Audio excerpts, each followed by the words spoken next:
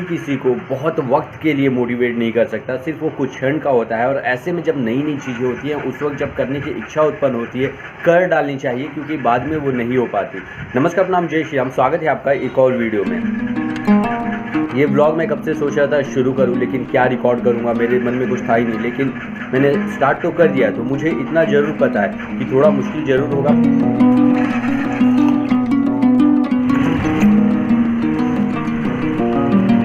चलते चलते अभी इसको अचानक भयानक से प्रॉब्लम हो गई।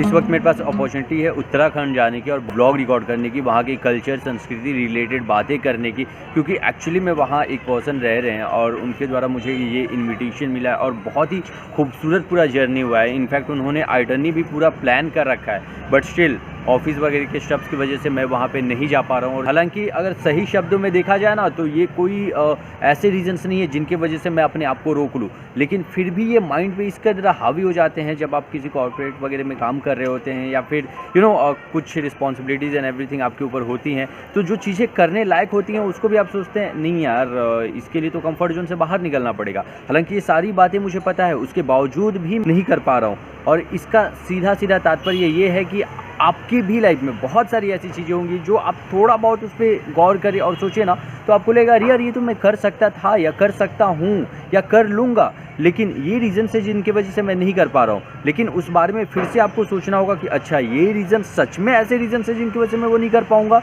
थोड़ा कंफर्ट जोन से बाहर निकलिए, वो चीज़ें हो ही जाएंगी। लेकिन हाँ, ये सब ज्ञान देना बहुत आसान बात होती है और खुद के ऊपर अप्लाई करना काफ़ी ज़्यादा मुश्किल। हालांकि मुझे पता होते हुए भी मैं ये अप्लाई नहीं कर पा रहा हूँ। कई दिन से मेरी नींद ठीक से पूरी नहीं हो पा रही है, इसकी वजह से ये देख रहे हो थोड़ी सूज वगैरह गए हैं और मैं काफ़ी ज़्यादा बड़ा दिख रहा हूँ। कितनी जीवन में समस्याएँ हैं ना। दरअसल ये छोटी मोटी बातें हैं जिन पे बहुत ज़्यादा ध्यान देने की आवश्यकता नहीं है। ये वक्त के साथ अपने आप ठीक हो जाती हैं, बदलती हैं, और लाइफ में हमेशा उतार चढ़ाव और चेंजेस आते रहते हैं। हम निकले एक सुकून की तलाश में जो बहुत करीब थी, खूबसूरत भी, संग 4 दोस्त भी थे, तो ऐसे में मज़ा तो आना ही था। आप आज जिस प्लेस को देख रहे हो, मोनू भाई का यही अड्डा है। यहीं ये रात भर खाते हैं, पीते हैं, सोते हैं, नहाते हैं, सब यही करते हैं। और यहीं से ब्लॉग का स्टार्ट भी यहीं से होता है। तो मोनू का एक बोलेंगे दूसरा घर है, यही घर है। इनके संग बिना हाथ पाँव के बातों का सिलसिला यहाँ पे जारी है। और ऑफ कोर्स ये place one of my favourite है, क्योंकि यहाँ पे है शांति, और मुझे शांति से बहुत ज़्यादा है मोहब्बत। सॉरी, राखी से मोहब्बत है, ना कि शांति से। अब राखी का त्यौहार जब आएगा तब आएगा। ऑफ कोर्स मैं अपनी बहनों से बहुत प्यार करता हूँ। यहाँ पे अगर हम कुछ क्षण रुक जाते हैं तो मन को एक अलग प्रकार की शांति का अनुभूति होता है, क्योंकि सब कुछ शांत शांत सा है, प्रकृति के बीच में हम होते हैं। सामान्यतः मुंबई में ऐसी हवाएं नसीब नहीं होती हैं। आजकल एक दिन में पूरा व्लॉग शूट कर पाना काफ़ी ज़्यादा मुश्किल हो गया। अगर एक बार स्टार्ट करता हूँ मैं तो 2-3 दिन तक उसे खींचना ही पड़ जाता है। बचा है अभी ब्लॉग से नहीं। स्टैंड बहुत ख़राब है। ये मेरे कैमरे का स्टैंड ले लिया और उसमें अपना फ़ोन डाल के ट्राई कर रहा था ब्लॉग करने की, और इसका फ़ोन वहाँ से गिर गया। तो ऑफकोर्स उसके लिए थोड़ी एक्सपीरियंस की ज़रूरत होती है, बच्चे समझे। क्या समझते हो हमारी को? दरअसल क्या समझते हो हमारी को? क्या ये भी दरअसल अगर सच कहूँ तो अब यहाँ पे ब्लॉग करने का मन ही नहीं करता। ऐसा करता है कि बाहर कहीं निकल जाओ और जो दूसरी चीज़ें आप एक्सपीरियंस कर रहे हो उनको अगर ब्लॉग में शो कर रहे हो, दैट्स ओके। बट यहाँ रोज़मर्रा की लाइफ में ब्लॉग कर रहा हूँ, उसमें टिकट काउंटर एकदम ऑलमोस्ट खाली है। और ये आ गए हम ट्रेन के अंदर। बाहर धूप काफ़ी तेज़ है, पूरी तरीके से जला देने वाली। उतर गए अपने ट्रेन से हम। ये एक दूसरी ट्रेन यहाँ पे जा रही है और फिलहाल स्टेशन से बाहर निकलते हैं।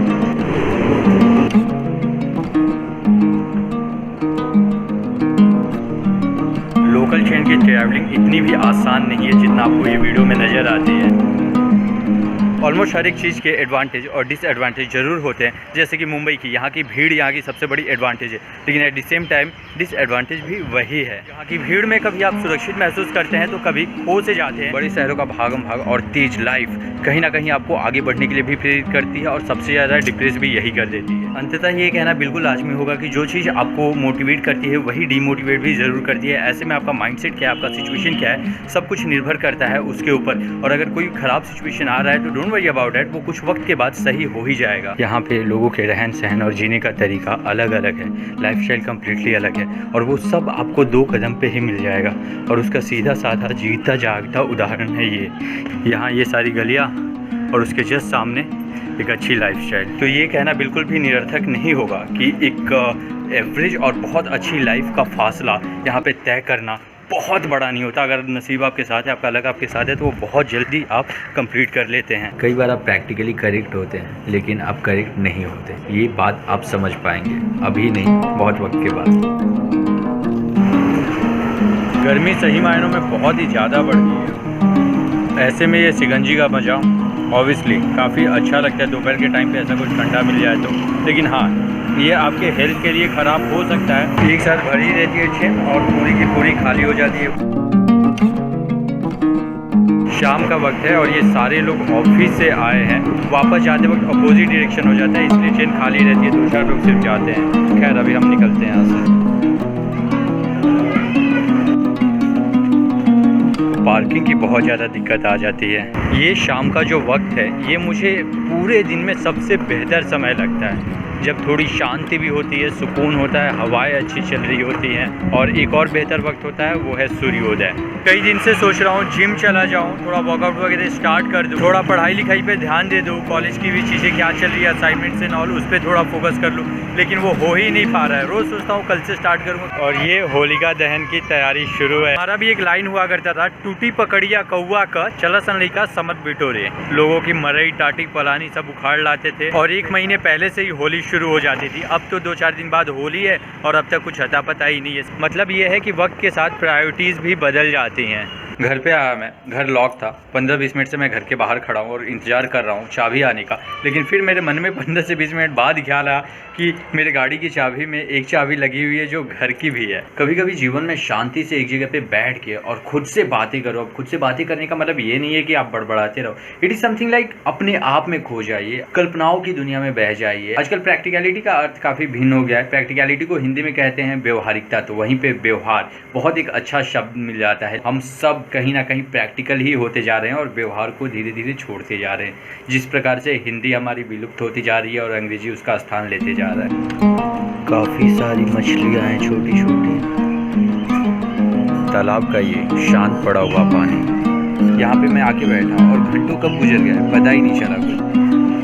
सच कहूँ तो ये ब्लॉग रिकॉर्ड करने में मुझे भी मज़ा नहीं आया, और जब मुझे रिकॉर्ड करने में मज़ा नहीं आता तो एडिटिंग का भी मन नहीं करता। तो पता नहीं कब मैं इसे ज़बरदस्ती का एडिटिंग करूँगा। हम उनमें से हैं कि कभी कोई चीज़ पसंद आ जाती है तो उसे इतना कर लेते हैं कि उसे इच्छा पूर्ण हो जाती है। एनीवे, पिछले कुछ वक्त से मन में बहुत सारे विचार चल रहे हैं और ऐसा लग रहा है यार कि छोड़ो मुंबई को कुछ वक्त के लिए, कहीं और निकल जाते हैं, कहीं और रह के आते हैं, वहाँ की संस्कृति समझ के आते हैं, वहाँ एक्सप्लोर करके आते हैं। और ऐसे में परिस्थितियाँ कुछ ऐसी हैं कि वो सही दिशा में जाने नहीं दे रही हैं। सही या रॉन्ग ये समझ पाना मुश्किल है, बट मुझे मुंबई से निकलने नहीं दे रही हैं। तो ऐसे में जाना अनुकूल लग भी नहीं रहा है, तो ये डिसीजन ले पाना मेरे लिए काफ़ी मुश्किल हो रहा है। तो खैर, ये ख्याली पुलाव पकाना मैं बंद करता हूँ और इसी नोट पे इस वीडियो को हम यहीं पे समाप्त करते हैं। वंस अगेन नमस्कार, प्रणाम, जय श्री राम। बहुत बहुत धन्यवाद आपका। If you guys like this video for whatsoever reason, don't forget to hit like button.